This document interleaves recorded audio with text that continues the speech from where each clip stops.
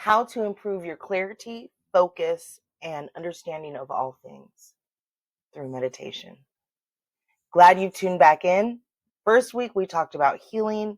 Second week, we talked about building value. And now we're speaking about how do we bring that all together? How do we start meditation?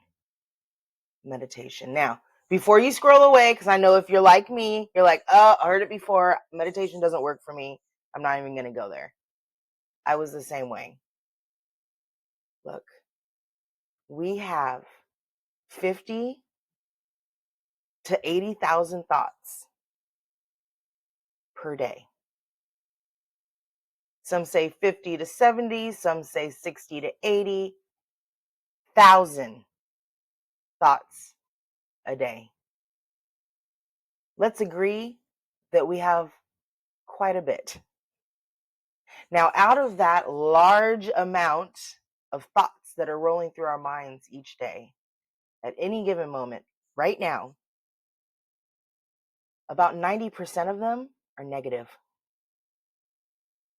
And a new tidbit of information that I just recently learned, 90% of negative thoughts, all that concern and worry that we think about during our day, that does not benefit us at all and our future goals that we've set, only about 1% of those actually happen.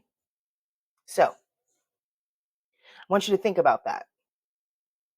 Okay. 60,000 thoughts, 90% negative. Only 1% of all those negative thoughts actually happen. And right, they're going to happen because life's life. Right? No matter how successful you are, life is going to life. Okay? What changes is how you react when life lives. Okay? When heartbreak happens, when loss happens, when financial stability fails you. Life's.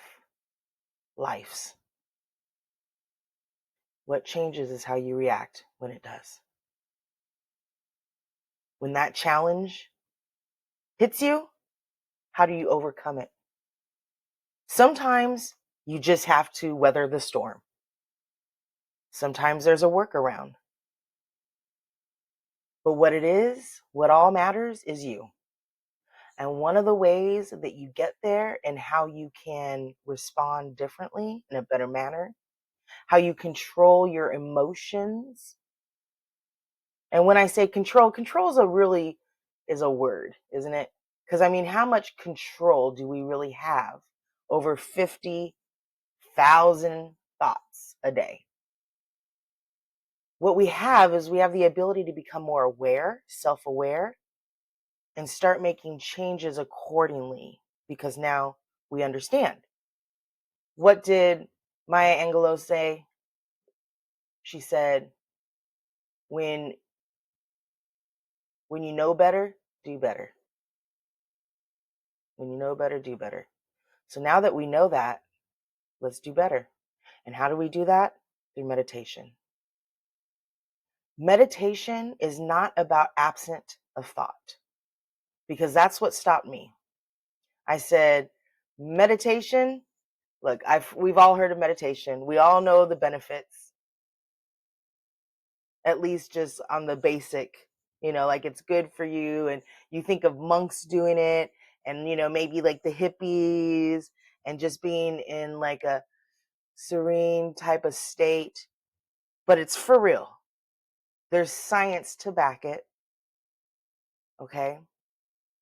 When my first mentor brought up meditation to me, I was like, yeah, I've tried it. Doesn't work for me. Done it. My mind's always racing. It just doesn't work for me. Okay. Then she told me, all right, well, I'm just telling you, Emily, I don't know what to tell you, but I can tell you this, that the top 1% in this world, one of the reasons they're successful, They all meditate. Now, if you remember our previous episode of this, I spoke about whatever it is that you want to do, what you want to become, whoever it is that attracts you, and you go, that's what I want to do. That's who I want to become. You look at how they got there and you emulate it. At that time, I was, look, I am going to be a part of the 1%. I'm going to be above that. I'm going to set up generational wealth for my family. I'm going to give my family and myself opportunities we've never had before. And if all the 1% meditate, well, I guess I'm going to have to figure it out. See how that shift? I shifted from, look, I've done it. It doesn't work for me. All right. I'm not going to do it. To, they do it. I got to figure it out. I'm going to do it. There was no, I can't do it. It doesn't work for me. It was whatever I have to do to figure it out to make it work for me. That's what's happening. See that shift? Because we do whatever we want to do. We can do whatever we want to do if you put your mind to it. And if we really don't want to do something, we can find every excuse imaginable to not do it, and why we can't do it, and why we shouldn't do it, and this, that, and the other. But when you want to make something happen, you do. And I'm telling you, if you want to be successful in your future endeavors and the goals that you have set to have the life that you have dreamed, it's going to start with meditation, healing, goal setting, meditation. Because if you're able to become aware of these thoughts going around your mind and start to take those 90% of negative thoughts that don't benefit you and are creating barriers for your success and bring them into positive ways of thinking, ways that I am going to achieve and ways of how you are going to achieve them, that's what it's about. That's what it's about. No thought when you're meditating, flatline, 6 feet under, no longer alive. Thoughts rolling through your mind as you're trying to meditate, you're alive. It's what's supposed to happen. In time, what you do is you become aware of those thoughts and go, yeah, okay, I know, wait, I'm focused here. I'm focused here. You're able to become aware of a thought and either push it away and bring a positive thought in its place, or what really works for me, and I think is a good starting place for anyone, is having a mantra that you're saying, a word or a few words that you're repeating over and over and over again. It starts training the mind to focus on what you want it to focus on. And during that time that you're repeating this over and over and over, other thoughts are going to come in. You're going to get an itch here, you know, you're going to get a little tickle here on your nose. You're going to get hair in your face. Okay. Your nose is going to get cold by the wind. Things are going to distract you from what you were saying. But when you notice that, you go, oh, wait. And you come back into what you were saying. And in time, when you're out and about, just doing your thing, that's what's going to happen. Something's going to happen. Things are going to take place that before you would have spouted off or had been devastated or maybe super excited and maybe too much because you didn't see everything else that was going on because you were just so elated.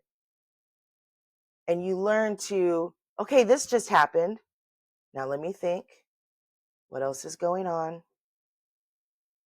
How can I react that this is going to benefit myself and those around me? Okay? You take time to think and react accordingly, right? One of the best things I think to start with, it's called box breathing. 4, 4, 4, 4. Box breathing was originally designed for soldiers returning from war who suffered from PTSD, have these anxiety levels. And it was a technique that was delivered that quickly and significantly reduces your heart rate, your blood pressure. It's one way that our body can counteract anxiety is by slowly breathing, deep breathing. The thing that the 4-4-4-4, the box breathing technique, really works is not only what you should be doing is focusing on your breath, but the counting, because you're focused on that. And every time you start to get off track, come right back to the counting. And what it means is you breathe in for 4 counts. You hold that breath for 4 counts. You breathe out for 4 counts. You hold for 4 counts. And you repeat. Now, at first, if you're kind of having a little anxiety moment, or you're just it might take you a minute to get in the rhythm, because you want to get in a rhythm, right? You want to get in a rhythm of it. After you're in a rhythm of it, you might be able to get more than just 4-4-4. It might be more comfortable to do 5-5-5-5. Maybe even 6-6-6-6. Stick with whatever counting that is relaxing to you and feels good. If it feels like it's too long, go down a second. If it feels like it's too fast, go up a second. Stick with what's comfortable to you. Now let's do it together. Are you ready? On the count of 3, we're going to breathe in to the count of 4, hold to the count of 4, breathe out to the count of 4, and hold to the count of 4. We'll do it 2 times. I want you to listen to my counting. I want you to listen to your breath and just focus on that. You ready? 1, 2, 3. Breathe into the count of 4. 1, 2, 3, 4, and hold. 2, 3, 4. Breathe out. 2, 3, 4, and hold. 2, 3, 4. Breathe in. 2, 3, 4, and hold. 2, 3, 4. Breathe out. 2, 3, 4, and hold. 2, 3, 4. One thing this is so important to do every day, starting today, is because when you are out in public, or you're at home, or you're behind the wheel, and something happens and it starts to get you going, if you're practicing doing this every day before you meditate, or first thing when you wake up, instead of reacting quickly to whatever happening is happening, you'll breathe in. 2, 3, 4, and hold. 2, 3, 4. You'll start deep breathing. You will start putting this practice into everything that you do. It helps bring your whole body down so that you're relaxed and ready to meditate. It's a very good practice. Okay. Now, with meditation, start at the beginning. Okay. Don't okay, I don't like meditating, so I'm going to jump into a 20-minute meditation. Probably too much. Start small. Inch by inch is a cinch. Yard by yard is very hard. Okay. Baby steps to big leaps. Start with 5. Okay. With the goal to get to at least 30 minutes or longer. That's where the science and the magic happens.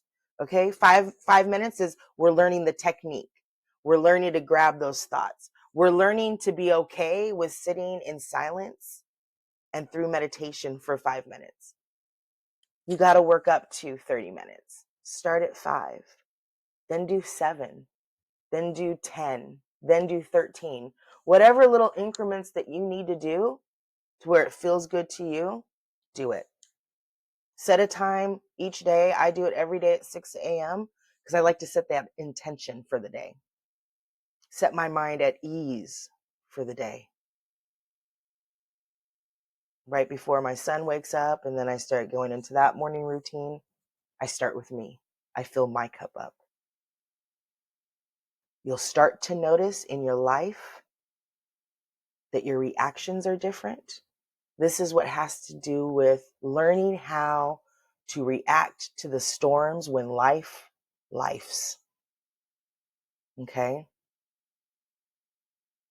When that sudden, I don't like to use words like attack, that battle word. Let's think when life just comes around unexpectedly, because it always, no challenge in the road is expected or wanted, but they happen. How you react to them makes all the difference. But you have to learn how to be aware of your thoughts, your thousands upon thousands of thoughts. And when that thought comes in that doesn't benefit you, is not going to do well, learning how to go, wait, let me think about over here. It gives you time to think and react. Okay? But like I said, 30 minutes is key. When you start doing a mantra based, those are really powerful as well. I prefer mantra based, unless you're like a skilled Shaolin monk that knows how to be in perfect silence and be in the present moment. Look, it takes years. It takes years to get to that degree. Mantras are good for us in the beginning years because what it does is you stay focused on that word. One of the mantras I use quite often is Aham Brahmasmi, which is it means I am the universe. I believe we are the universe. We are all molecular atoms out there sharing this space, right? And so I say that over and over and over again. And the true way, they say the best way to do it is to do it in silence, repeating it to yourself over and over again. But if you can't do that, sometimes for me, my 50,000 thoughts are so much that I find that I can't stay focused. So I'll whisper it. Aham Brahmasmi. Aham Brahmasmi. And me just whispering it keeps me on track. Without even knowing it, something happens, I get an itch, or I get a distraction of what I'm doing today or tomorrow, or a really great idea comes up, and I get off, and then I'll remind myself, wait.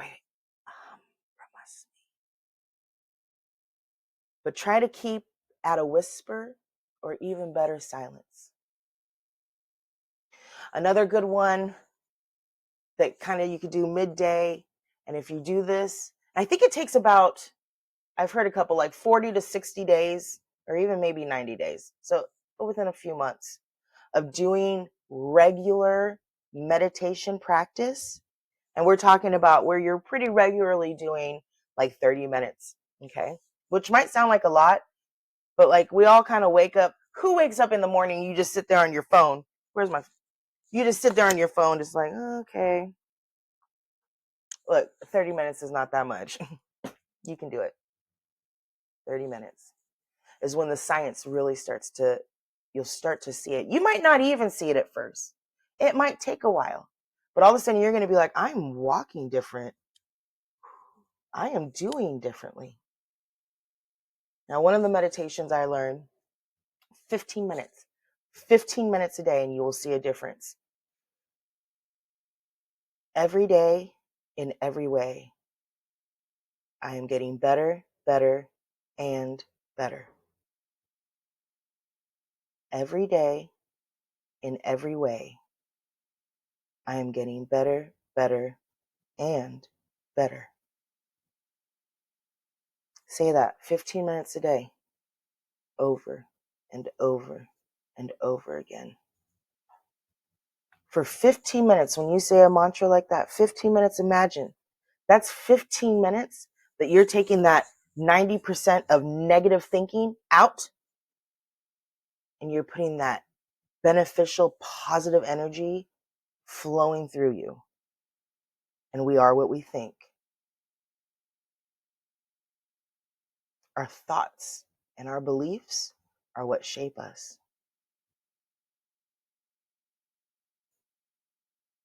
So, box breathing when you first wake up, meditation, meditation, meditation.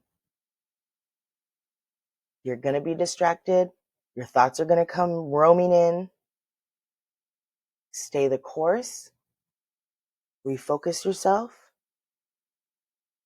Just get back on track. Like I said, some days I end it and I go, oh my gosh, I was just not present at all. And some days I impress myself and go, whew, look at me. I'm doing great. But one thing I see consistently is how it affects me every day in my life now. In fact, earlier last week, I had a lot going on. There was a lot of things I was trying to get done, and I was it's my own doing, right? Little uptight about things. And then my 5-year-old son, being 5 years old because he's 5, was, repeating a question over and over again. I had already answered him, right? And then I'm thinking of everything I needed to get done, and he's doing that. And then I had my oldest one doing something, and I was like, Brandon, what? Stop! His whole life just shattered. His whole shattered. Because you know why? I don't snap. I don't yell at my son. There's being assertive, and that's what I mean to happen right now. And then there's yelling and getting things to go my way. I don't do that because I've learned that I have a choice to make every minute. And is that really the choice that I want to make, is in anger because I'm frustrated? How do I really want to show my son how I want him to live and give him every opportunity? My older two got the broken me. And I did I said no, I would yell, whoopings were a thing. Like look, I don't do that anymore. And let me tell you, I will say that my 5-year-old walks differently than my other two did at this age. He is a flourishing, thriving young little boy. But part of that is because of the choices that I made to be a better human being, to be a better parent. And a part of that was learning how to take my thoughts and create the life that I wanted through them. No more a broken home. He has a healed home. And he's going to know that he can have anything in this life and be anything because he is capable of anything he wants to be. But it starts here. And anything that needs to be healed needs to be healed. So, meditation to create the life of your dreams. I promise you that when practiced daily, and like I told you, all the other little things that go with it, your life will change for the better. Glad you came to Connect to Emily today. Tune in next week when I bring you another tool for you to use to build value for yourself in the marketplace to have the life of your dreams.